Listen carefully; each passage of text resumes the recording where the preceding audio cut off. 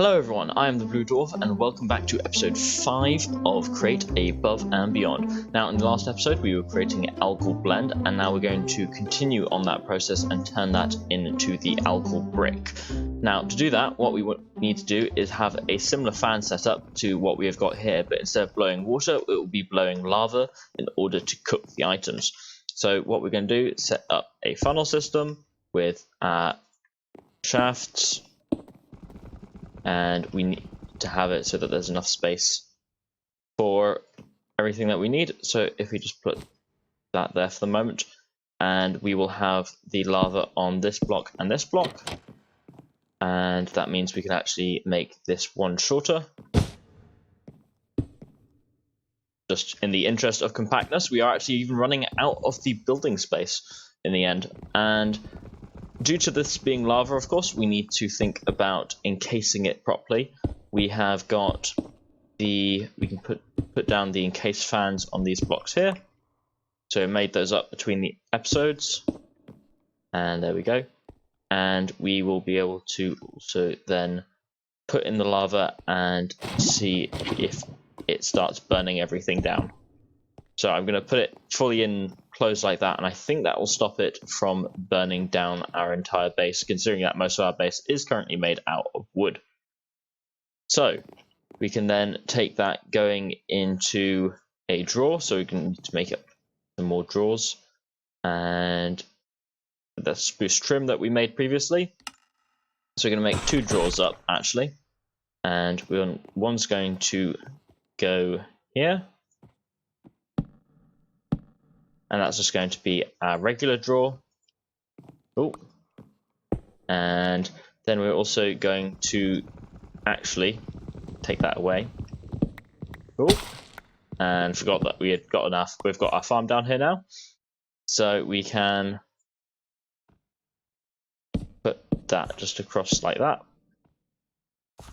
and climb back up. We have got our rice still growing up, making us the fibers that we need for making our things. We have got all 3 of those running now, but what we can do is we can put another barrel, another drawer down there, and we are going to put a downgrade on it to store a single stack. Now we should be able to place a chute like that, and if we is that going to work? I don't think that's going to work that way. So what we're going to do, in fact, is it will also save us on that drawer, is that we are just going to make a hopper and just leave it as the 5 stacks that are in the hopper. And that way we'll have a 5-stack buffer always available of the algal bricks. So I'm going to hook up the belt, and I'll be back in just one moment. And that should do it, just stepping it down again from this and hooking it up with the belts, even with the same ones as the water. And it should be starting to flow and should be processing. We've got the particle effects going on. And let's see if it processed into the algal bricks. And it will pop into there, and we can lock that drawer. And it's going immediately into here. And I guess some algal. I got some algal through there in a second. So it's going to take that hopper away a second at the moment, and we can put that in there, and we can put the hopper back. And what I'm going to do is I'm just going to put logs in there or planks in there for the moment, so we just get 1 stack in there, and we can put the algal clay away. We have already got built up 11 stacks of algal clay just in the time that it took me to get the stuff together for in between episodes. So this is working now. Now the next process for this is we want to compact it into the actual bricks, rather than the brick blocks, rather than the individual bricks. And that way we will be able to sell them in the trading station. So I decided that we would not be actually compacting the bricks, because to do that we would have to set up a whole nother one of these kind of systems, due to the fact that we don't have any filtering, and this is basically the filtering that we have from vanilla Minecraft. But what we can do is we can take all that. We've still got all of the reserve left in there, and we have also been cooking up some bricks just to get through the backlog of the clay. or the algal blend, I should say. So we can then take that and we can make a whole stack of algal bricks. Now, in order to actually turn that into money, we can go to the early shipping and we can turn in 30 coins, and that will get us a trading station and a sterling dynamo. We can do that as many times as we want to buy sterling dynamos and trading stations. Now, if you didn't have 30 coins already, there's a few easy ways of getting them, and that's on looking at the bulletin board. So from the crops, we can turn in 3 potatoes, 3 wheat, 3 carrots, 3 onions, 3 tomatoes, and 3 cabbages, and that will get us 25 coins. You can kill 50 zombies, which we've already done, and that will get us 30 coins, so that would do it just on itself. Mineral collecting, so collecting cinnabar, apatite, sulfur, niter, and certus quartz, that will get you another 25 coins.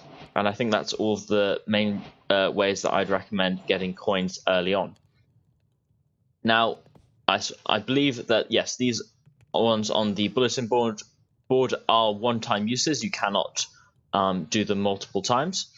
But now we want to go along to the mason, and we want to get the profession of mason for 30 coins.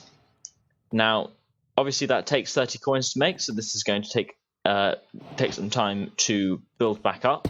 But we can place down the trading station on top of the dynamo, and we'll just replace that, and it should automatically go into that. Yep.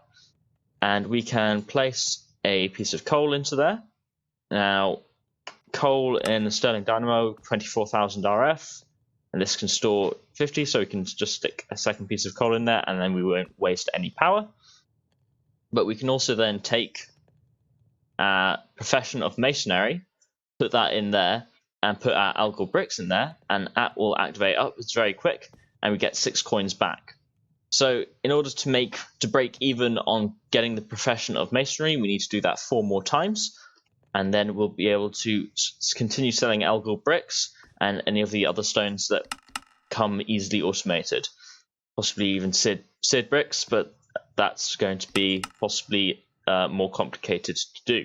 However, on the topic of seared bricks and Tinker's Construct, that's what we're actually going to do next. We're going to build up a smeltery, and we're going to get some much better tools. I have gathered up the materials that we'll need. So what we'll need to be doing is we'll need to make a bunch of grout to start off with. And we've got 2 stacks going like that. I'm going to put one grout aside. And actually, if we look at the grout, if we smelt it up regularly, we get 1 ingot. If we were to put it in a seared melter, we get 2 ingots. So we're going to stick that in there. And we will also stick that in there as well. Or stick all of that there in step 1, because we want 1 to make our smeltery book with. Now we're going to make the crafting station. So we need to grab some wood. We've gotten that together. So first of all, make a bunch of stencils. Now 15 stencils should be good. So we want a crafting station. We want a tinker station. And we want our part builder. And our parts chest. We'll grab a chest. There we go.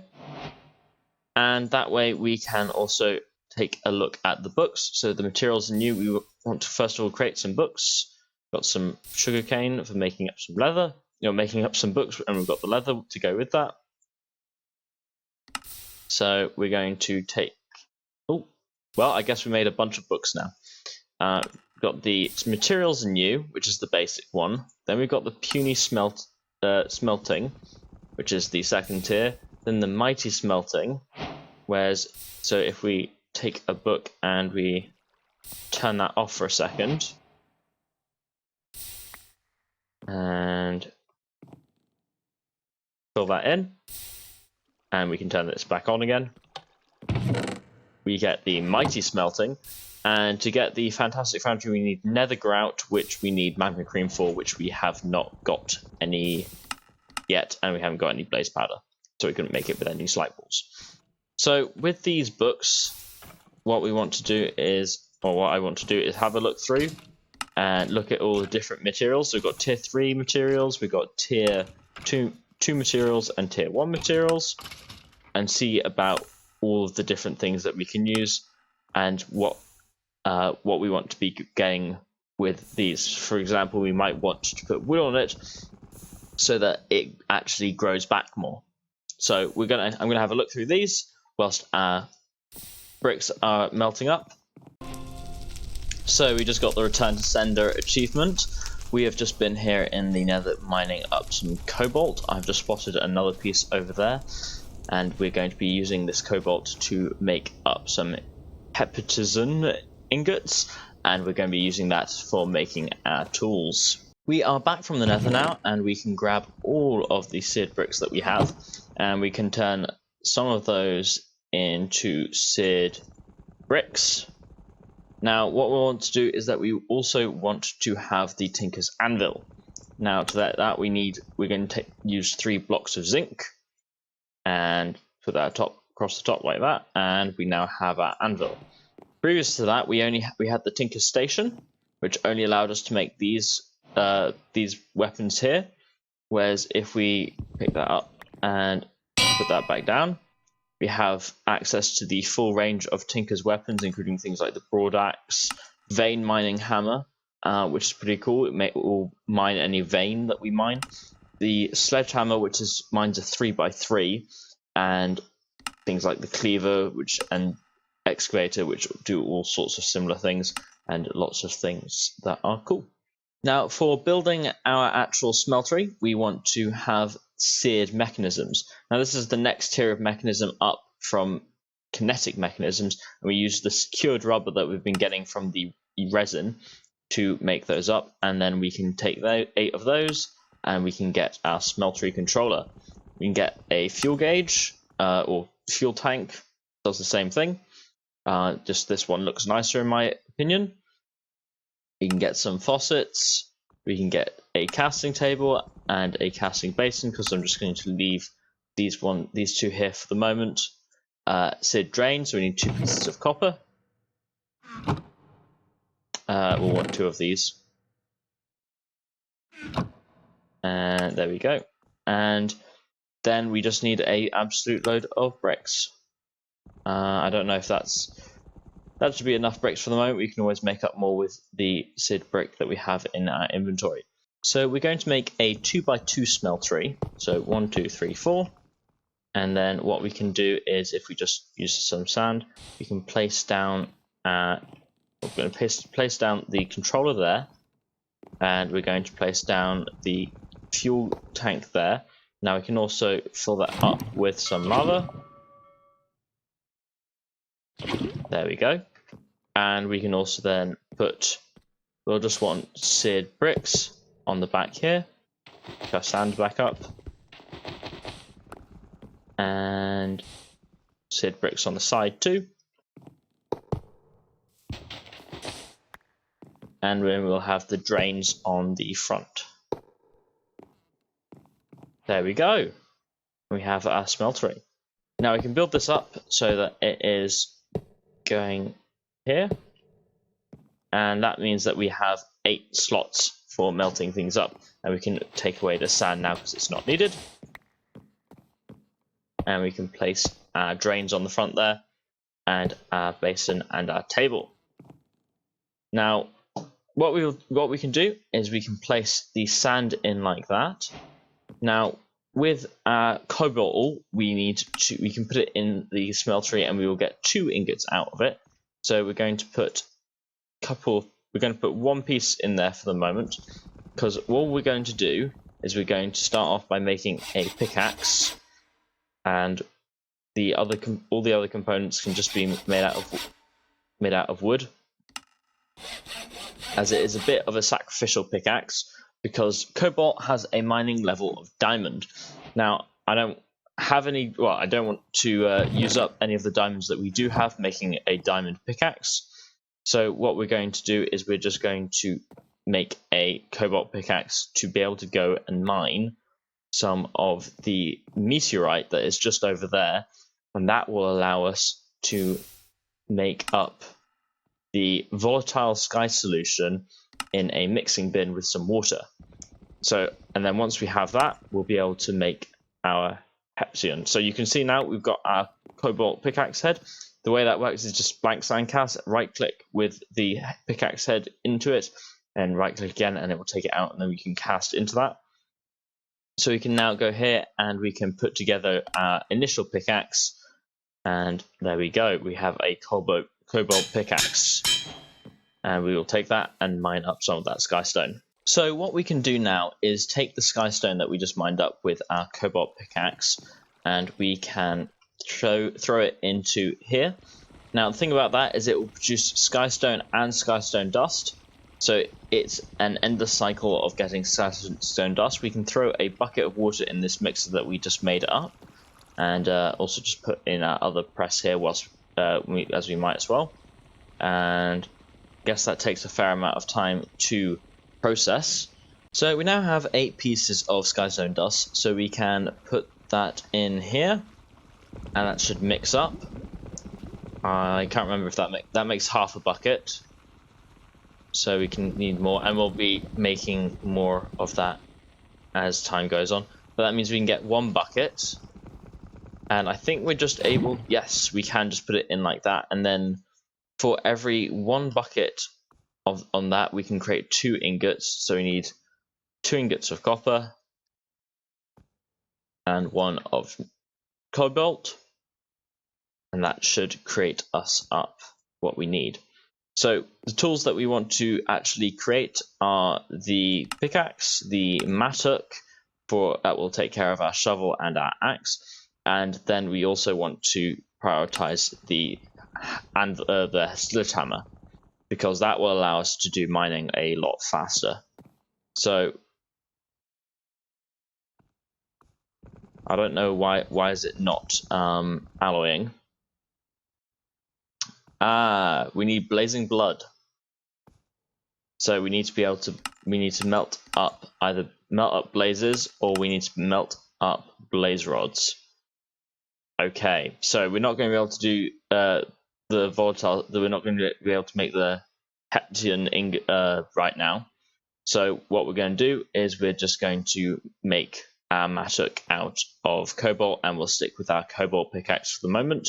We will change up the handle to copper, because that will give us something called Dwarven.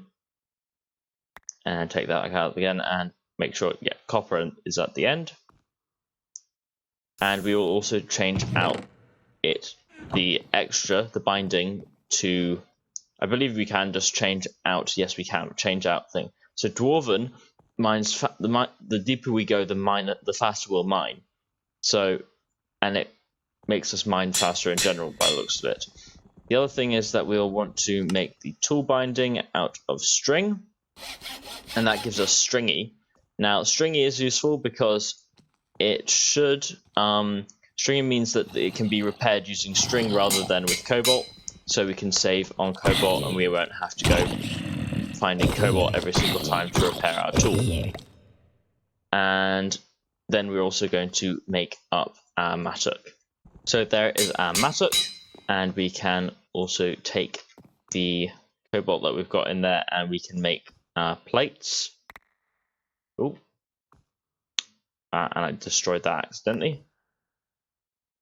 And we've got 3 ingots there for the tough tool rod, and we'll need, how many will we need? We'll need 8 ingots, so 4, another 4, and that's pretty much all of our cobalt done.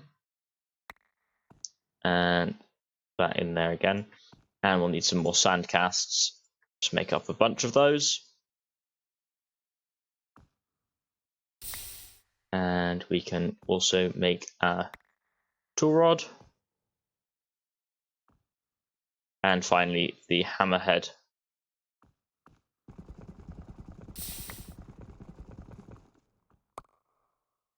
With the cobalt. And we'll be able to upgrade to the Hepsion ingots later on, but cobalt is good for the moment. So once we have finished up making these tools, we can go try them out for a second and see what they are like. So first of all, we will make the hammer. got that hammer and head and the 2 plates, and that will give us a nice mining speed and the dwarven as well. So we now have all of our tools, and our pickaxe can be repaired using string. The other 2 will have to be repaired using cobalt. So if we just take a look at what it's like cutting down a tree, just go over here.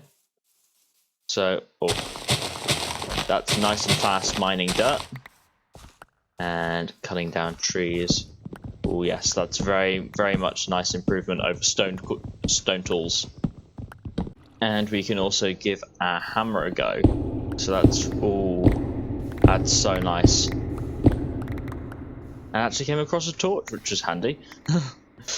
So we can do loads of mining like this, and we will get loads and loads of resources, even though we're not coming across very much right now. But that's lots of nickel that we've just gotten there, and get up with our pickaxe as well.